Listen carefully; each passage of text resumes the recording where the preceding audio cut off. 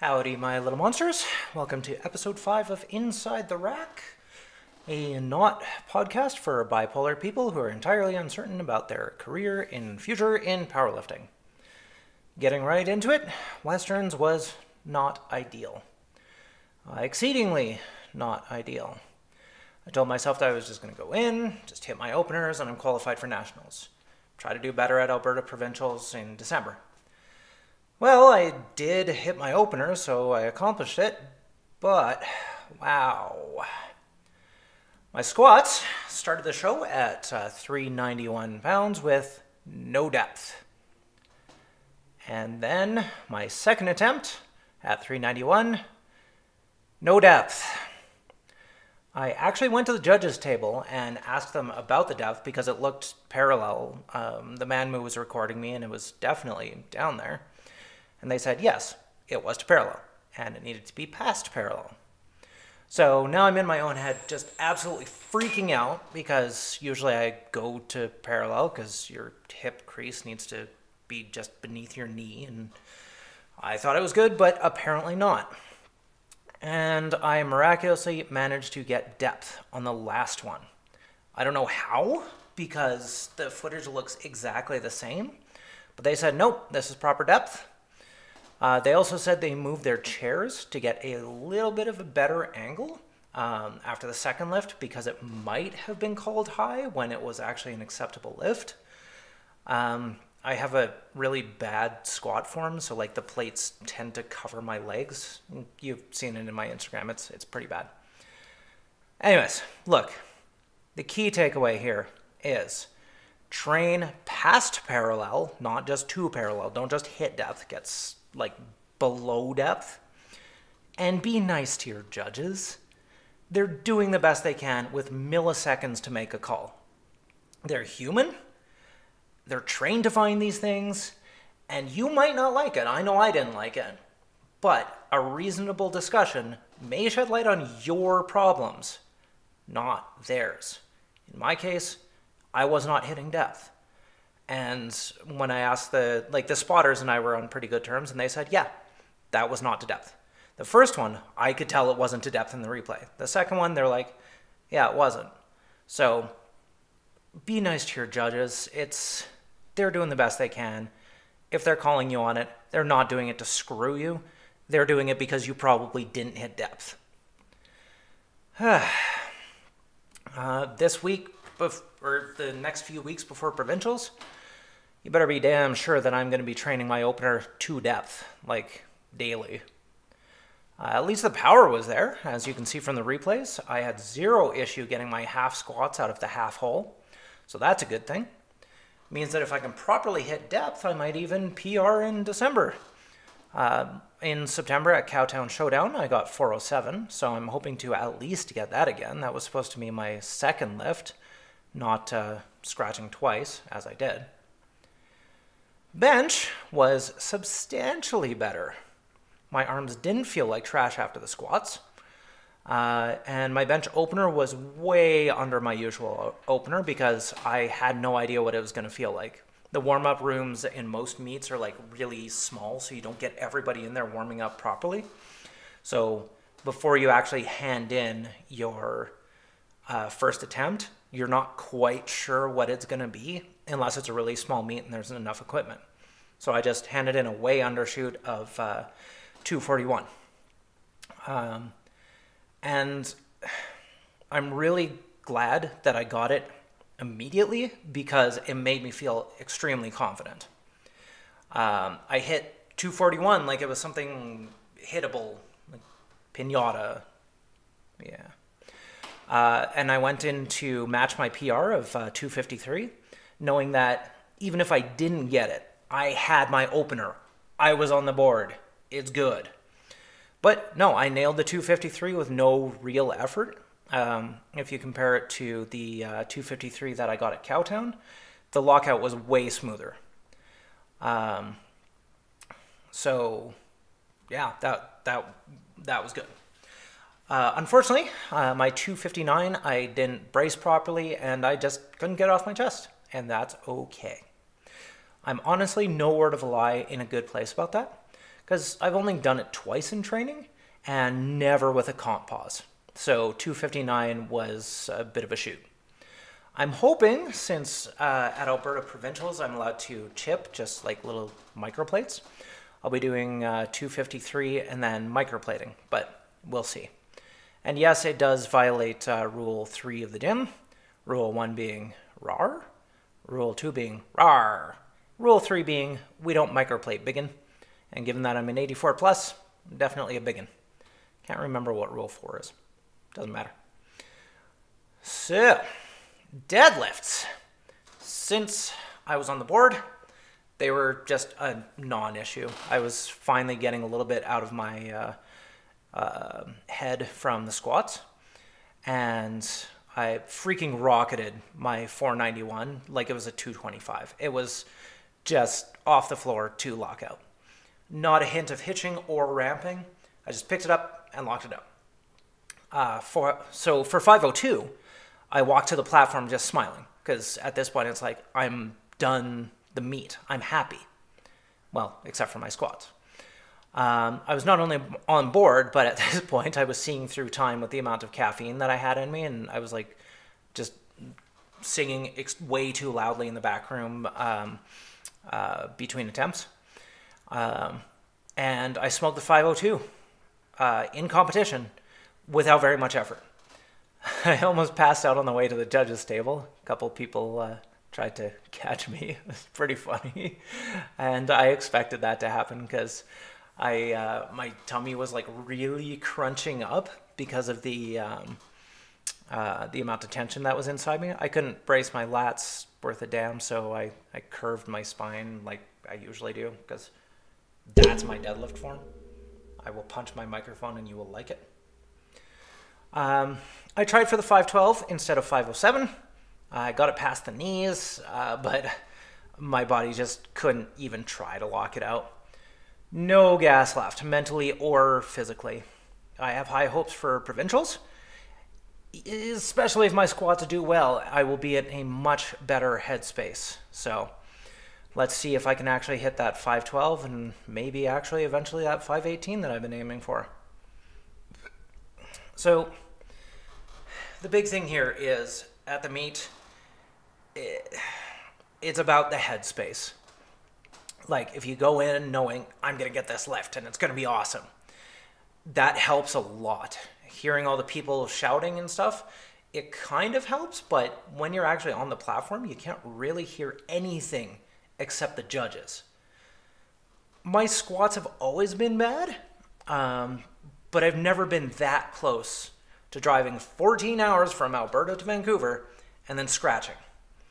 And it played havoc with my brain. The sense of relief after getting that third attempt was just a flood of emotion. I nearly cried, or I might have actually cried after my second and third attempts. It was a real mess in there. But, you know, a bad day is a bad day, and hopefully it just doesn't happen on the platform like it did for me.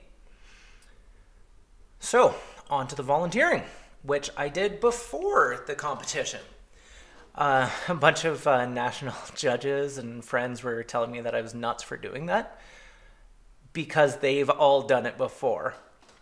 So it's not like I was completely wrong. It's that it's something that everybody apparently does once, and then they realize, wow, this was a really stupid idea. But frankly, it didn't seem to affect me. It should have, because working for 8 hours loading and unloading and hyping lifters, but I must have been getting a good sleep or what have you. The caffeine did its job on meet day for me, so volunteering the day before just wasn't an issue. Except, and this is a big one, I forgot my damn shoes. So I showed up with my deadlift shoes and my squat shoes and my sandals, and they wouldn't let me wear my sandals to spot and load, so I had to wear my deadlift shoes, and they pinched my toes, and that was not good. I seriously might be losing my thumb toenails on both of my feet after this, because it hurts a lot. And like, you know, when you're lying in bed and your toe is touching your blanket, the weight of the blanket hurts my toe. I have this big blood blister under both of the toenails, and if you like clink at it with anything, it kind of flops off a bit. It's bad times. The point is, so next time I volunteer, bring proper shoes, even if I hate proper shoes. And I really, really do hate proper shoes. What was actually cool was during the morning flight, for the squats, I was actually the person behind. So, if somebody starts to fail, you grab the bar from underneath and help them up. Afternoon session, I was the side person doing this part of things. But when you're the person behind, if you feel so inclined and the Federation allows you to do it and nobody is getting up in your grill, you can help the person by telling them to stop once they get to the top. My very first meet, I actually screwed up my very first squat. It was a beautiful squat, way to depth, way out of the hole, tons of action, and I jumped the rack command, so I didn't get the lift.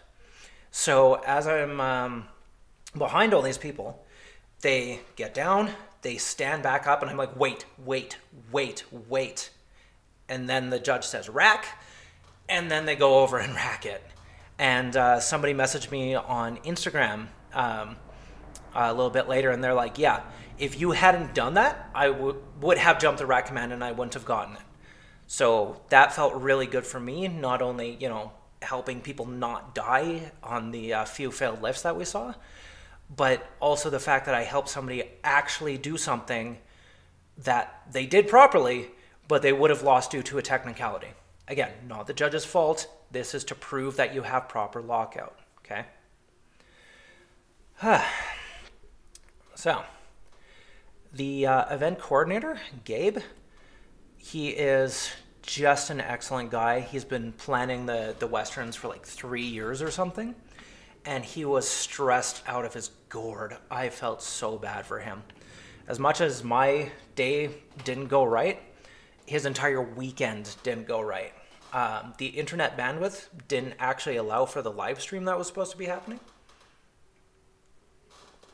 All of the judges' equipment was breaking, so instead of using the little beepers that send the white lights, they had to actually use manual cards. The electrical system was just lousy, so it blew out a TV that had to be replaced for the second day. And yet, he kept it together and made it happen. So, he's just a damn miracle worker. That said, I don't think he likes me. When Ben and I tried to talk to him during the meet, he always talked to everybody else first. Like even when we were on our way out and we were gonna, give him the fist bump and be like, "Hey, thank you for hosting the meet." People would show up, talk to him. He would let them talk first, and eventually, when there was nobody else, he talked to us. So he knew my name and he knew that I had moved to Alberta, but he doesn't follow me on Instagram or anything. When he does follow other lifters. And he mostly seemed to not like how I was spotting people and really didn't seem to trust that I was able to handle the weights. At one point, an afternoon lifter failed. And this was, of course, after me saving quite a few morning lifters. So it's obvious that I did have the strength to help people if they failed their squat. So this one afternoon lifter started to fail.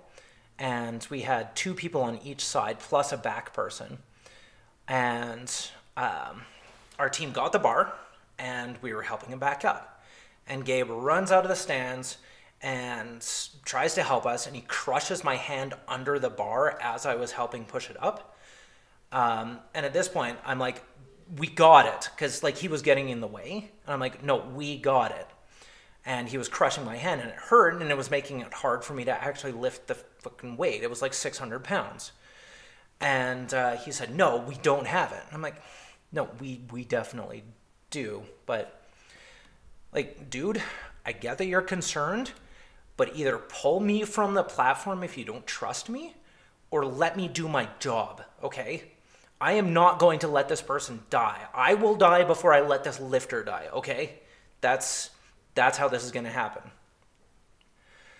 And on top of this, I was really close to the bar for most of the lifting because I wanted to make sure that if somebody failed, I would be braced and ready to catch it, period. And Gabe told me twice I needed to give them more real estate because if the bar touches me, it's a no lift, which is true. So if you're holding it like this and the bar is here, if it goes like that, it's a no lift. So I was pretty close, and it was like, right up to my chest. But that way, my lats are already locked. If it falls, it's just dropping into my hands. So I spent the entire day very close to the bar, squatting with it to make sure that it wouldn't fall. Because otherwise, if I'm standing way back here like this, how the hell am I actually going to stop it with my arms? Like, yeah, I can lift 80 pounds. I can't lift 300 pounds doing this. Anyways, never once failed to help a lifter. I never touched the bar out of turn. And I felt pretty called out because I was doing my best for 2 sessions. And yeah, it hurt my feelings. It's probably just in my head, but that sort of thing does get into your head. That, you're volunteering your time and you don't have to, but you're doing your best to actually help the organization, and then, that kind of thing is happening. Like, should I just not volunteer next time in BC if I'm being looked down on like this, or what? I don't know, man. So, the rest of the weekend, in a short and horrible summary, which is why I'm so tired. Like, you can see the bags under my eyes. We got there early because we planned plenty of time. We watched Dune in theater. It was a movie about stuff happening, and there was no actual plot. I was never bored, but I can very much say I know what I just watched, and it was cool, I guess, but why did any of this happen? And then I volunteered on Saturday, and we ate a pizza. And then I lifted on Sunday and ate chicken from a place that used to be way better than KFC, and now it's just sort of okay. Their quality went down in the 4 months that we moved. It was very disappointing. And then we tried to leave the lower mainland of Vancouver, BC. And all 4 highways out of Vancouver stopped existing. Not just flooded, they aren't there. So the mudslides actually washed the highway out. So it's stretch of road, giant divot, stretch of road. So we're talking 20 meters of road that's now down here. The road doesn't exist anymore. So we ended up driving for hours from one highway to the next highway because the BC government refused to just give valid information about anything such as, yeah, it's screwed, stay home. Or, yeah, you're not getting out of here for a week, fly home.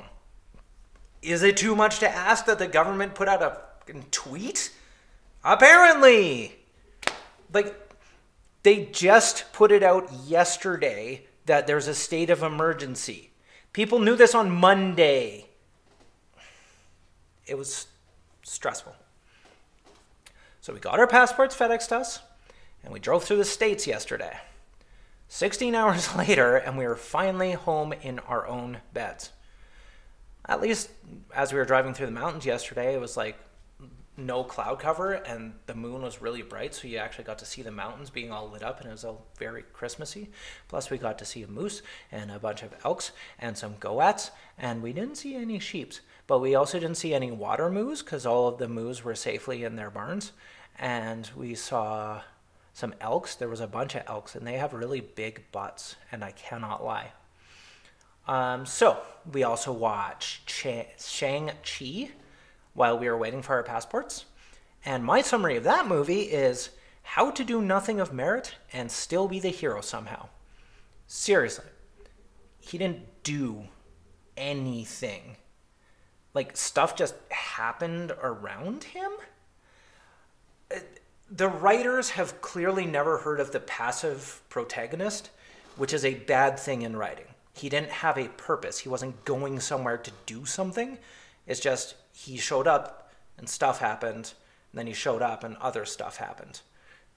He didn't have motivation. It wasn't a great movie, and it should have been.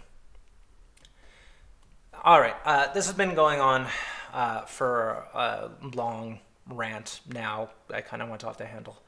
And I have a lot more to say, a whole bunch of really depressing stuff that's coming up. So this is going to be a two-parter. This is the first two-parter. I know you're like super impressed with this, the 5th episode, and I've got like 5 views, and now we've got a two-parter coming up. So that's the end of this one. I will make videos, record the other one, eat a pizza, give my little human a bubble bath because I miss the hell out of him.